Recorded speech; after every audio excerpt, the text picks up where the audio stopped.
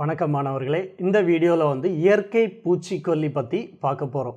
இயற்கை பூச்சிக்கொல்லி அப்படின்னா பொதுவாக வந்து நம்ம விவசாய நிலம், அதாவது வேளாண் நிலங்களில் வந்து பூச்சிகளின் தாக்கத்தினால நம்ம பயிர் வகை தாவரங்கள் வந்து அழிந்து போக வாய்ப்பு இருக்குது, இல்லைன்னா அதில் நோய்கள் வர வாய்ப்பு இருக்குது. இதனால் விளைச்சல் கம்மியாக கிடைக்க அதிக வாய்ப்புகள் இருக்குது.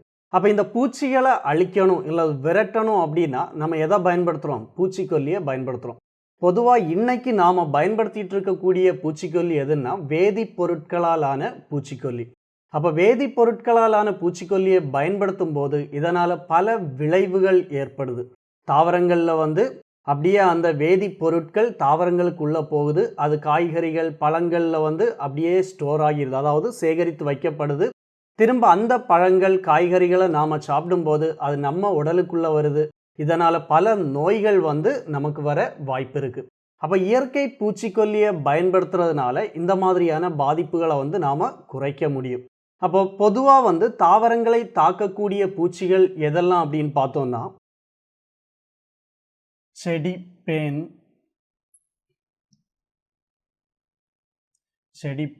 சிலந்தி, கரையான்.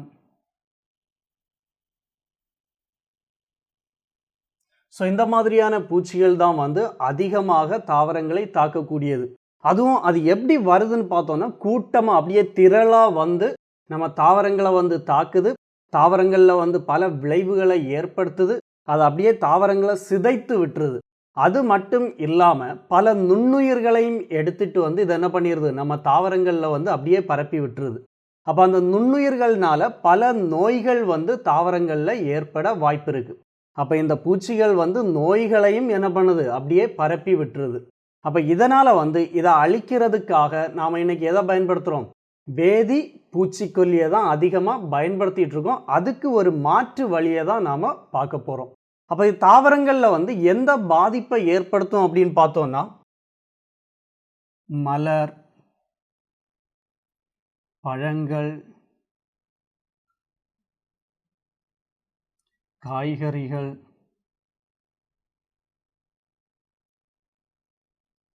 ஸோ ஒரு தாவரத்தோட மலரில் வந்து பாதிப்பை ஏற்படுத்துது, பழங்களில் பாதிப்பை ஏற்படுத்துது, காய்கறிகளில் பாதிப்பை ஏற்படுத்துது. அப்போ இந்த பூச்சிகள் அல்லது அந்த இன்செக்ட் அப்படின்னு சொல்கிறோம், இதை வந்து உள்ள வந்துருச்சு அப்படின்னா அந்த பழங்கள் காய்கறிகளில் வந்து ஏதாவது என்னது பாதிப்புகளை ஏற்படுத்துது. அப்போ இதை அழிக்கிறதுக்காக வேதி பூச்சிக்கொல்லியை பயன்படுத்திட்டு இருக்கோம். அந்த வேதி பூச்சிக்கொல்லியில் இருக்கக்கூடிய அந்த வேதி பொருட்கள் வந்து என்ன ஆகுது, இந்த பழங்கள்லையும் காய்கறிகள்லையும் அப்படியே சேகரமாகுது. அப்போ இந்த பழங்களை நாம் சாப்பிடும்போது நம்ம உடல்லையும் அந்த வேதிப்பொருட்கள் போகுது.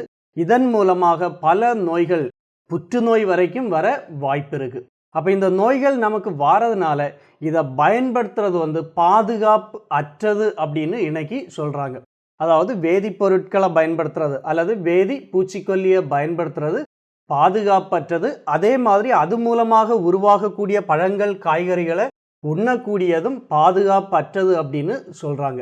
அப்போ இதுக்கு மாற்று வழி என்ன அப்படின்னு நாம் பார்க்கும்போது நம்ம வீட்டிலேயே நமக்கு எப்போவுமே கிடைக்கக்கூடிய காய்கறிகளை பயன்படுத்தியே நம்ம என்ன பண்ணலாம், இயற்கை பூச்சிக்கொல்லியை வந்து தயாரிக்கலாம்.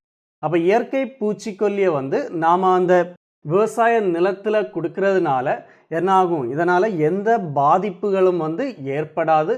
அதே மாதிரி சுற்றுச்சூழலுக்கும் உகந்ததாக இருக்கும், சுற்றுச்சூழல்லையும் எந்தவித விளைவுகளையும் ஏற்படுத்தாது. அப்போ அந்த இயற்கை பூச்சிக்கொல்லியை வந்து நாம் எப்படி தயாரிக்கிறது அப்படிங்கிறத பார்ப்போம்.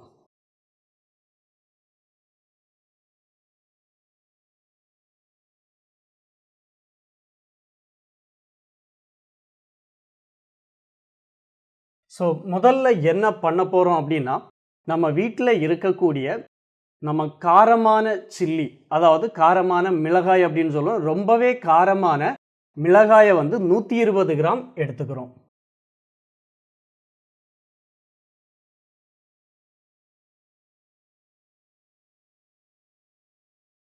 120 கிராம் காரமான மிளகாயை எடுத்துக்கிறோம். அதுக்கு கூடவே வந்து 110 கிராம்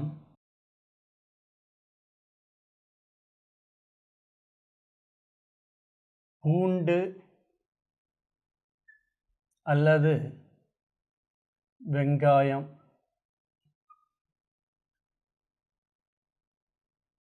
ஸோ 120 கிராம் மிளகாய் எடுத்திருக்கோம். அதுக்கு கூடவே 110 கிராம் பூண்டு அல்லது வெங்காயம் எடுத்துக்கிறோம்.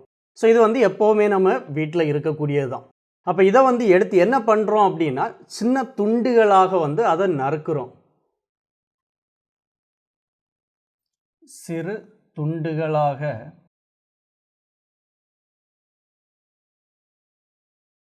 சிறு துண்டுகளாக வந்து என்ன பண்ணுறோம், அதை வந்து நறுக்கிறோம். அதுக்கப்புறம் என்ன பண்ண போகிறோம் அப்படின்னு பார்த்தோன்னா,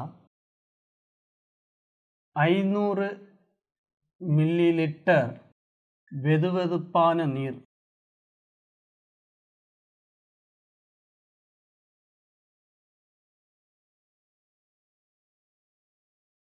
ஸோ 500 மில்லி லிட்டர் வெதுவெதுப்பான நீர் எடுத்துக்கிறோம். அப்போ அந்த நீரில் இதை நம்ம சேர்க்கறதுக்கு முன்னாடி இதை வந்து என்ன பண்ணணும், அப்படியே அரைத்து கூழாக மாற்றணும். அதாவது நம்ம எடுத்திருக்கக்கூடியது மிளகாயும் பூண்டு அல்லது வெங்காயம், அதை சின்ன சின்ன துண்டுகளாக நறுக்கி வச்சுருக்கோம். அதை அடுத்து என்ன பண்ணுறோம், அரைக்கிறோம். அரைக்கும் போது நமக்கு எப்படி கிடைக்குது, கூழ் மாதிரி கிடைக்குது. ஸோ அந்த கூழ்மத்தை வந்து திரும்ப என்ன பண்ணுறோம், 500 மில்லி வெதுவெதுப்பான நீரில் வந்து சேர்க்குறோம். சேர்த்து அதை வந்து நல்லா கலந்து விடுறோம். அப்போ நமக்கு இப்போ என்ன இருக்குது, ஒரு பாத்திரத்தில் வந்து தண்ணி இருக்குது. தண்ணீரில் வந்து இந்த காய்கறிகளை அரைத்து வைத்திருக்கக்கூடிய இந்த மிளகாய் பூண்டு இதெல்லாம் வந்து சேர்த்து அப்படியே கலந்து வச்சுருக்கோம். அப்போ அதுக்கப்புறமா என்ன பண்ணோம் அப்படின்னு பார்த்தோன்னா, இதை வந்து 24 மணி நேரம்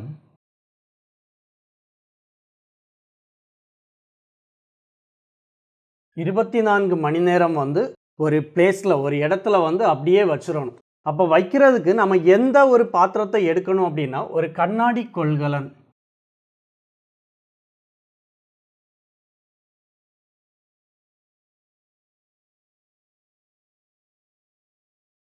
ஒரு கண்ணாடி கொள்கலனில் இதை வந்து எடுக்கிறோம். எடுத்து என்ன பண்ணுறோம், ஒரு இடத்துல அப்படியே வைக்கிறோம். தென் வைக்கக்கூடிய பகுதி வந்து சூரிய ஒளி படக்கூடிய பகுதியாக இருக்கணும். ஏன்னா அந்த 24 மணி நேரம் நம்ம வைக்கிற இடத்துல வந்து எது இருக்கணும், சூரிய ஒளி அந்த இதில் வந்து படணும். அதுக்காக தான் கண்ணாடி கொள்கலன் வந்து எடுத்திருக்கோம். அப்போ அந்த 24 மணி நேரத்துக்கு அப்புறமா வந்து நாம் இதை எடுத்து என்ன பண்ண போகிறோம்னா, வடிகட்ட போகிறோம். அப்போ இதை எடுத்து ஒரு வடிகட்டும் போது நமக்கு அதிலேருந்து என்ன கிடைக்கும், வடிநீர் கிடைக்கும். அதே மாதிரி இதிலேருந்து கழிவுகளும் கிடைக்கும். அப்போ அந்த வடிநீரை தான் வந்து நம்ம என்ன சொல்கிறோம்னா, இயற்கை பூச்சிக்கொல்லி அப்படிங்கிறோம்.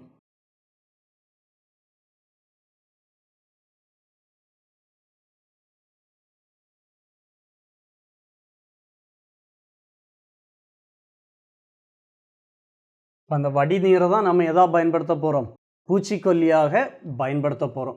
அப்போ இந்த வடிநீரை வந்து அடுத்து என்ன பண்ணுறோம் அப்படின்னா, ஒரு பாட்டிலில், ஒரு கலனில் வந்து எடுத்துக்கிறோம். அதாவது நாம் என்ன பண்ணுறதுக்காக, தெளிக்கிறதுக்காக. பொதுவாக தெளிப்பு கலன் அப்படின்னு சொல்லுவோம், இல்லைன்னா ஸ்ப்ரேயிங் பாட்டில் அப்படின்னு சொல்லுவோம். அப்போ இதை வந்து இன்னொரு கலனில் வந்து நாம் எடுத்துக்கிறோம். இல்லைன்னா தெளிப்பான் அப்படின்னு கூட எடுத்துக்கலாம். அதாவது அந்த கலனில் வந்து நம்ம இதை எடுத்துட்டு அதை என்ன பண்ணிடலாம், நேரடியாக வந்து நம்ம எந்தெந்த தாவரங்களில் பூச்சிகள் அதிகமாக தாக்கப்பட்டிருக்கோ அந்த தாவரங்களில் வந்து இதை நம்ம என்ன பண்ணலாம், தெளிக்கலாம். அப்படி தெளிக்கும் போது அதில் இருக்கக்கூடிய பூச்சிகள் எல்லாம் என்ன ஆகும், இறந்து போயிடும். அப்போ ஃபஸ்ட்டு வந்து, அதாவது நம்ம இந்த தெளிப்பானில் மாற்றுறதுக்கு முன்னாடி நம்ம என்ன பண்ணணும் அப்படின்னா, அந்த தெளிப்பானை வந்து தெளிவாக என்ன பண்ணியிருக்கணும், அதில் இருக்கக்கூடிய நுண்ணுயிர்களை அகற்றுறதுக்காக சோப்பெல்லாம் பயன்படுத்தி நல்லா கழுவி இருக்கணும். அப்போ தான் வந்து அந்த தெளிப்பானில் அந்த பூச்சிக்கொல்லி ரொம்ப நாள் கெட்டு போகாமல் அப்படியே இருக்கும். அப்போ அதுக்கப்புறம் அந்த தெளிப்பானில் இருக்கக்கூடிய பூச்சிக்கொல்லியை வந்து நம்ம என்ன பண்ணுறோன்னா, 4 முதல் 5 நாள், அதாவது இன்னைக்கு வந்து நாம் தெளிக்கிறோம் அப்படின்னா அதுக்கப்புறம் ஒரு 5 நாளுக்கு அப்புறமா என்ன பண்ணுறோம், மறுபடியும் தெளிக்கணும். இந்த மாதிரி ஒரு 3-4 தடவை பண்ணணும் அப்படின்னா அதில் இருக்கக்கூடிய பூச்சிகள் எல்லாம் என்ன ஆயிரும், கம்ப்ளீட்டாக இறந்து போயிடும்.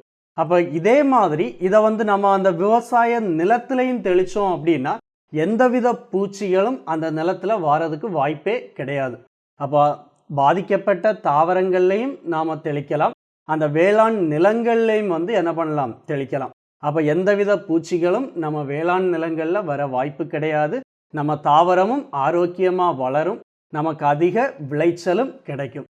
தென் இதை வடிகட்டும் போது நமக்கு என்ன கிடைக்கும், அந்த தாவர கழிவுகள் கிடைக்கும். ஸோ அந்த கழிவுகளை வந்து நம்ம உரமாக பயன்படுத்திக்கலாம்.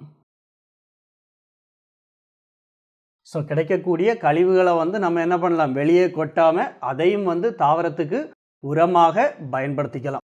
அதே மாதிரி இந்த பூச்சிக்கொல்லியை வந்து எப்போ பயன்படுத்தக்கூடாது அப்படின்னு பார்த்தோன்னா, அதிக சூரிய ஒளி இருக்கக்கூடிய நேரத்தில் வந்து நாம் இதை தெளிக்கக்கூடாது.